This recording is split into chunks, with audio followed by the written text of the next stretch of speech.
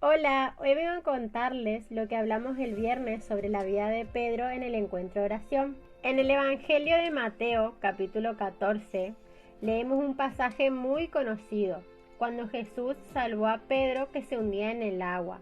¿Lo conocen, cierto? Siempre lo vemos a Pedro que se hunde por falta de fe, pero no fue tan así, sino todo lo contrario. En el medio de la tormenta, con mucho miedo, los discípulos ven que se acerca algo caminando sobre el agua y primero se asustan.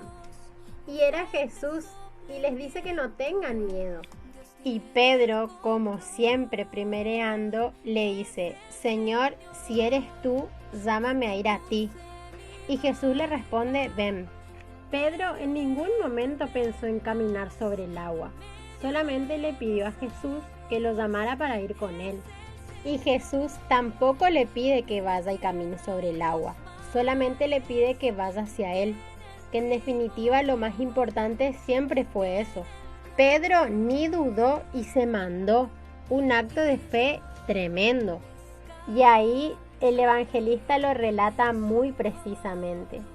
Pedro vio la violencia del viento y le entró miedo. Dejó de ver a Jesús. Cuando quitamos la mirada de Jesús, nos hundimos. Y allí, hundiéndose, reafirma aún más su fe en Jesús.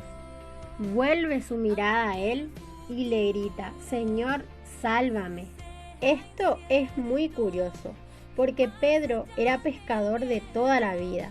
Vivió muchas tormentas así y sabe nadar, pero aún así le pidió auxilio al carpintero de Nazaret. Y aquí el gran acto de fe. Cree más en Jesús que en sí mismo. Cree en Jesús Señor, su Salvador. Pero, ¿para qué se hundió Pedro? Para volver a confiar en el Señor, para experimentar su misericordia nuevamente. Y lo más importante, ¿dónde se hundió Pedro? Había unos 40 metros entre la barca y Jesús. Pedro caminó 39 y se hundió a 1 metro de Jesús, de la mano salvadora.